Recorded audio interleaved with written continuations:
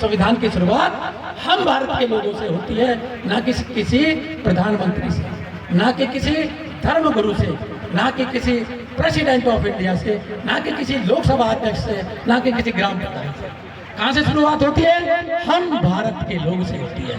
तो हम भारत के लोगों की बड़ी भूमिका है साथियों।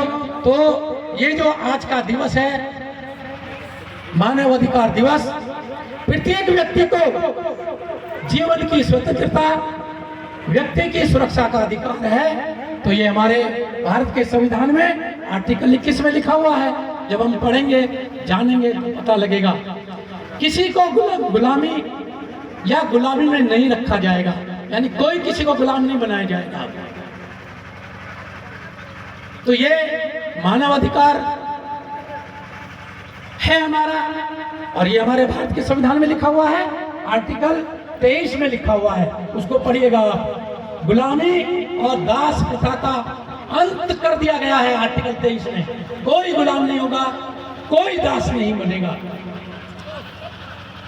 जो मानव अधिकार है उसमें एक और लिखा हुआ है, किसी को भी यातना या क्रूर, अमानवीय या अपमानजनक व्यवहार का दंड नहीं दिया जाएगा। कितना ही बड़ा आपने देखो अपराधी हो,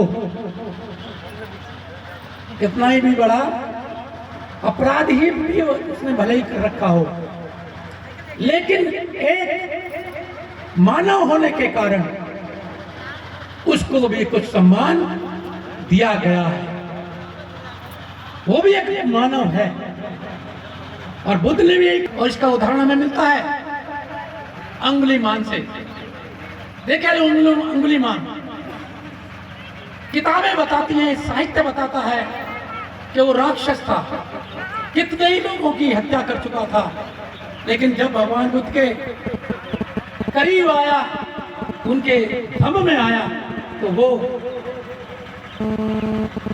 एक बौद्ध भिक्षु बने और अरहंत हो गए।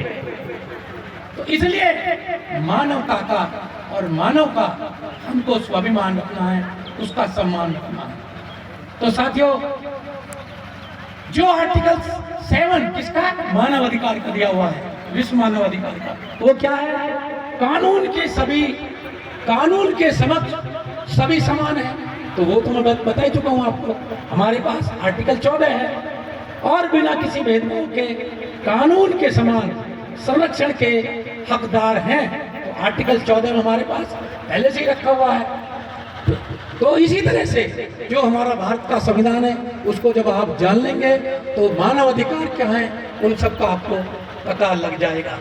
समय बहुत कम है और मुझे माइक पे बोलना भी नहीं आता है, तो मैं अपनी बातों को यहीं विराम देते हुए आपसे गुजारिश करूंगा।